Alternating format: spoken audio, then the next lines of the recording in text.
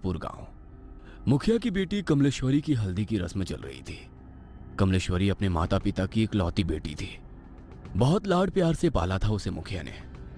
बेटी बड़े घर में जाकर राज करे, यही इच्छा मन में दबाकर वो अपनी बेटी के रिश्ते की बात एक बहुत बड़े घराने में चलाता है। कमला की सुंदरता पर मोहित होकर किसी जमाने में जमींदार रहे अखिलेश बाबू अपने बेटे कुलदीप के लिए कमला को पसंद कर लेते हैं। फुलवा, ये ले, ये हल्दी उपटन और पानी बेटिया के ससुराल से आया है। जल्दी से इसे हल्दी में मिला, फिर रस्म शुरू करते हैं। काकी की बात सुनकर कमलेश्वरी की माँ फुलवा जाकर बिटिया के ससुराल से आई शगुन की हल्दी घोल कर ले आती है। चारों ओर चहल पहल थी। ढोलक की थाप पर औरतें मंगल गीत गा रही थी। जैसे ही हल्दी की रस्म शुरू होती है, कमलेश्वरी जोर जोर से चीखने लगती है। ये क्या लगा दिया मेरे पूरे बदन में? ऐसा लग रहा है जैसे किसी ने खाल खींच ली हो। बहुत दर्द हो रहा है माँ। कमलेश्वरी के जोर जोर से चिल्लाने पर उसको हल्दी लगा रही औरतें उसे ले जाकर पानी से उसका सारा शरीर धोने लगती है। हाय राम, ये क्या हो गया मेरी बिटिया को? ऐसा लगता है जैसे किसी ने कांच पीसकर हल्दी में मिला दिया हो, लेकिन कौन करेगा ऐसा काम? कमलेश्वरी के बदन पर जहां जहां हल्दी रगड़ी गई थी, वहां पर लाल धब्बे हो गए थे। दर्द से दुल्हन बुरी तरह छटपटा रही थी और उसकी माँ और बड़ी माँ उसके घावों पर मलहम लगा रही थी। छोटी, मुझे तो ये कोई सामान्य घटना लगती है। अरे घर में बाहर का है कौन? ऐसे कौन बिटिया की हल्दी में कांच मिला गया? कोई छोटी मोटी बात है क्या? अरे वो तो शुक्र है कि मुंह पर नहीं लगाया था, वरना पूरा चेहरा बिगड़ जाता बेचारी का। मेरा तो दिमाग ही काम नहीं कर रहा है जीजी। कौन हमारी कमला से जलेगा? इसने क्या बिगाड़ा है किसी का? शादी ब्याह का माहौल था। दोनों देवरानी जेठानी वैसे तो इस घटना से अंदर तक डर गई थी, लेकिन फिर भी इस समय कुछ भी सोचने के लिए उनके पास ज्यादा समय नहीं था। 2 दिन में कमला की शादी थी। घर में ढेरों मेहमान जमा थे। उनके खाने पीने की व्यवस्था करने के अलावा दोनों देवरानी जेठानी को तमाम रस्में पूरी करनी थी। इसलिए इस बात को यहीं दबाकर वो शादी की तैयारियों में जुट जाती हैं। अगले दिन सुबह, माँ, कमला के ससुराल से शादी का जोड़ा और शगुन आया है, जाओ जरा देखो तो। एक बड़ी सी गाड़ी से 2 नौकर जैसे दिखने वाले आदमी गाड़ी से नीचे उतरते हैं और बड़े से थाल में लाल रंग के कपड़े से ढका हुआ शादी का शाही जोड़ा और गहने कमला की माँ फुलवा को सौंप देते हैं। बड़ी माँ ने संदेश भिजवाया है, शाम के समय दुल्हन को यही खानदानी जोड़ा और गहने पहनकर तैयार होना है। और हाँ, उन्होंने खास एक बात का ख्याल रखने के लिए हिदायत दी है कि इस जोड़े पर किसी की भी बुरी नजर ना पड़ने पाए। वो काली नजर और अपशगुन जैसी बातों पे बहुत यकीन करती हैं, इसलिए खास तौर पर इस जोड़े को एहतियात से रखने को कहा है। आप फिक्र ना करें, कमला और उसका ये जोड़ा अगले 2 दिनों के लिए हमारी अमानत है। हम पूरा ख्याल रखेंगे। फुलवा वो बड़ा सा थाल लेकर तेज कदमों से अपने कमरे में जाती है और एक बड़े से संदूक को खोलकर पूरा थाल ऐसे ही उसमें रख देती है। पूरा दिन शादी का भाग दौड़ में बिताने के कारण फुलवा को याद ही नहीं था कि उसने कमला को उसके ससुराल से आया जोड़ा दिखाया ही नहीं है।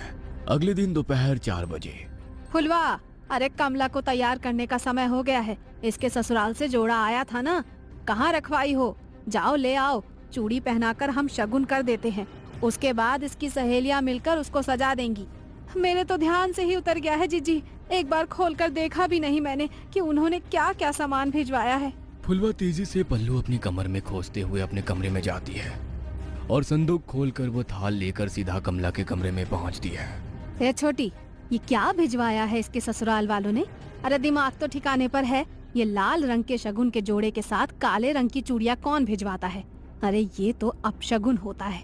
कहने को तो इतने बड़े लोग हैं, लेकिन क्या यही समझदारी है इन ऊंची हवेली वालों की? अरे नई दुल्हन को काली चूड़ियां कौन पहनाता है भला?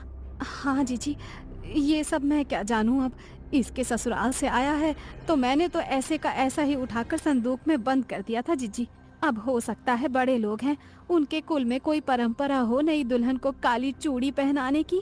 अरे आधी जिंदगी बीत गई है हमारी, हमने तो कभी नहीं देखा कि किसी दुल्हन के लिए ससुराल से काले रंग का जोड़ा या चूड़ियां आई हो। अरे शादी सिर्फ उनकी बहू की नहीं हो रही, अरे हमारी बिटिया की भी हो रही है।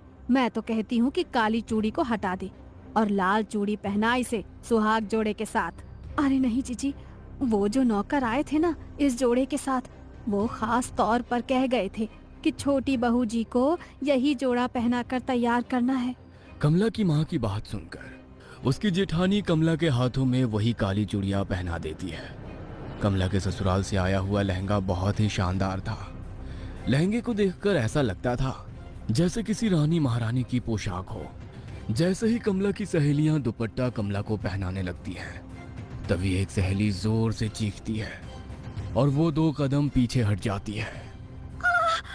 क्या हुआ मीना, तू चिल्लाई क्यों? हाँ, ये देख, तेरे दुपट्टे का एक कोना गायब है। ऐसा कौन करता है? इस तरह का कटा फटा लहंगा दुल्हन को कौन भिजवाता है? कमला की सहेली की चीख सुनकर फुलवा एक बार फिर दौड़ते हुए बेटी कमला के कमरे में आती है और जैसे ही वो दुपट्टे का कटा हुआ कोना देखती है, अपना माथा पकड़ लेती है। हाय राम, ये क्या अपशगुन हुए जा रहे हैं? मुझे तो समझ ही नहीं आ रहा। भगवान, ऐसी क्या भूल हो गई है हमसे? पता नहीं इस कमला का ब्याह शांति से निपटेगा या नहीं। अरे माँ, जाने दो ना, जिसने सिला है उसी से गलती से कट गया होगा। और ये माधुरी है ना, ये ऐसे पहनाएगी कि ये हिस्सा नजर ही नहीं आएगा। बेटा बेटा, गलती से कटता तो ऐसे ना कटता। तेरा दुपट्टा देखकर साफ समझ में आ रहा है कि किसी ने जानबूझकर इसका एक दुपट्टा काट कर निकाला है। अरे माँ जी, ऐसा क्यों करेंगी? और ऐसा तो हो नहीं सकता कि यहाँ भेजने से पहले उन्होंने लहंगा देखा ना हो। जरूर दर्जी से गलती से कट गया होगा। फुलवा अपने पति के पास जाकर, ए जी, सुनिए ना, कुछ तो अपशगुन हो रहा है, कुछ तो है जो ठीक नहीं है। हम ये शादी करके ठीक तो कर रहे हैं ना?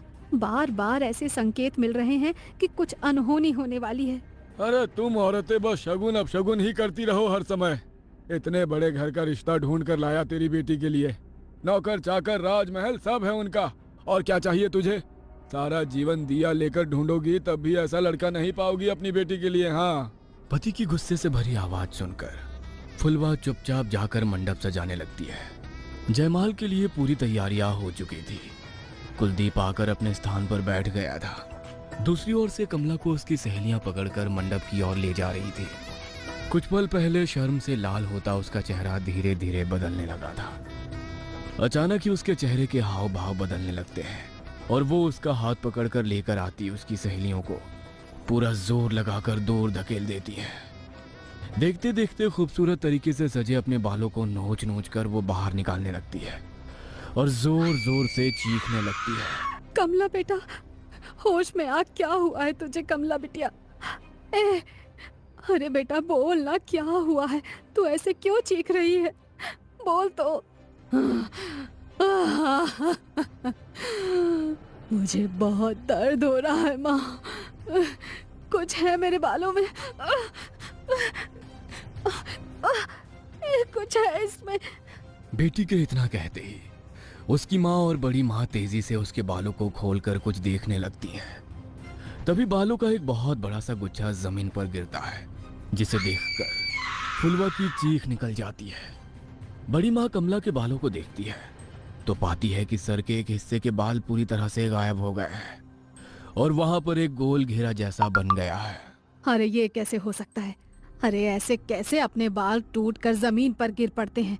किसी की काली नजर लगी है हमारी बच्ची की खुशियों को। अरे इतनी सारी बातें एक साथ होना कोई संयोग नहीं हो सकता। कमला अभी भी घबराकर अपनी माँ के गले लगी हुई थी और जोर जोर से रो रही थी। फुलवा, बिटिया को ले जाओ और जाकर इसका हुलिया ठीक करो और फिर से जयमाल के लिए लेकर आओ। समय निकला जा रहा है, दामाद जी इंतजार कर रहे हैं। पता नहीं, लगता है आज का मुहूर्त ही गलत है। आप बिल्कुल भी फिक्र मत करिए बहन जी। कमला अब सिर्फ आपकी जिम्मेदारी नहीं है, वो हमारे घर की बहू भी है। मैं समझ सकती हूँ कि उसके ऊपर इस घटना का कितना बुरा प्रभाव पड़ा है। हमसे जो संभव हो सकेगा हम वो सब करेंगे, लेकिन फिलहाल मुहूर्त निकला जा रहा है। शुभ मुहूर्त पर शुभ काल कर लेते हैं। बाकी बिटिया की मानसिक स्थिति का हम हवेली में पूरा ख्याल रखेंगे। और हाँ, बात को ऐसे ही जाने नहीं देंगे, आप बेफिक्र रहिए। अपनी सास शशि की बातें सुनकर कमला थोड़ी शांत हो गई थी। ब्याह का सारा उत्साह छू हो गया था और बुझमन से ही कमला मुरझाए चेहरे और बिखरे बालों में ही कुलदीप के गले में माला डाल देती है। फेरों के बाद 1 मिनट ठहरे बहन जी, क्या काले रंग की चूड़ियां बेटी को पहनाने की आपके यहाँ कोई रस्म है क्या? अब अरे नहीं, उल्टा हमारे यहाँ तो बहुत अपशगुन मानते हैं, लेकिन आपने भिजवाई तो हमने मजबूरन पहना दी। हमें लगा नहीं पहनाएंगे तो शायद आपको बुरा लगेगा। क्या बात कर रही हैं आप? हम बहू के लिए काली चूड़ियां क्यों भिजवाने लगे भला? जरूर आपको कोई गलतफहमी हुई है। मतलब आपने कमला के लिए ये काली चूड़ियां नहीं भेजी थी? हरगिज नहीं, हमने तो लाल रंग का राजस्थानी चूड़ा भेजा था, खास तौर पर मंगवाया था बहू के लिए। सारी घटनाएं एक बहुत बड़ी अनहोनी की ओर इशारा कर रही थी। आपके घर पर ही लगता है किसी ने कोई काला जादू किया है, तभी तो आपके घर में रखे सामान पर ये सब हुआ। मुझे लगता है कि कमला की भलाई इसी में है कि वो जल्द से जल्द घर से दूर चली जाए। तुम ठहरो छोटी, मैं जरा पहले बिटिया की नजर उतार देती हूँ, उसके बाद कमला की विदाई करेंगे। बड़ी माँ दौड़ कर जाती है और कुछ सामान अपनी मुट्ठी में लेकर कमला के पास आ जाती है। मनी मन मंत्र बुदबुदाते हुए वो 5 बार कमला के ऊपर से मुट्ठी में लिया हुआ वो सामान उतारती है और आखिरी बार जैसे ही वो कमला के सिर पर से नजर उतारने के बाद उसके माथे को छूती है, उसे एक जोरदार झटका लगता है और वो उछलकर दूर जा गिरती है। ये सब देखकर सभी लोग स्तब्ध थे, जुबान जैसे हलक में अटक गई थी। समझ ही नहीं आता कि आखिर हो क्या रहा है वहाँ। कमला बेटा, तुम ठीक तो हो ना? अच्छा हमें बताओ, अभी तुम कैसा महसूस कर रही हो? ठीक हूँ मैं माँ जी, चिंता मत करो। उनका पैर फिसल गया होगा इसीलिए गिर पड़ी। अपने मन में कोई वहम मत लाओ। शशि अपनी समधन फुलवा के पास आकर कहती है, अभी तो हम बहू को लेकर अपने घर जा रहे हैं। हमारे दरवाजे पर भी तमाम रिश्तेदार जमा हैं। इस समय तो चर्चा करना ठीक नहीं होगा, लेकिन बहू की मुंह दिखाई के बाद हम पता करते हैं कि आखिर बहू को समस्या क्या है। तब तक आप भी कोई जानने वाले आदमी को बुलाकर अपने घर का शुद्धिकरण करा लीजिए। जी बहन जी, ठीक कह रही हैं आप। वैसे हमारे बड़े बुजुर्ग कहते हैं कि शादी विवाह में अगर पूजा पाठ में कुछ गलती हो जाए ना, तो पितृ नाराज हो जाते हैं। और कई बार पितरों के नाराज होने पर भी कई तरह के अपशगुन हुआ करते हैं। हो सकता है जो कुछ हम सोच रहे हैं वैसा ना हो, और ये सब पितरों का ही क्रोध हो। हम पितरों की शांति के लिए भी हवन करेंगे, आप लोग फिक्र मत करिए। दोनों समधन गले मिलकर एक दूसरे से विदा लेती हैं और बारात कमला को लेकर विदा हो जाती है। ससुराल आने के बाद बहू की गृह प्रवेश से लेकर मुंह दिखाई तक की सारी रस्में बहुत ही शांति से संपन्न हो जाती है, जिससे शशि और कुलदीप के मन को बड़ी तसल्ली मिली थी। उन्हें लग रहा था कि शायद जो भी बला थी वो बहू के मायके में ही पीछे छूट गई और ये सब शांत हो गया हो।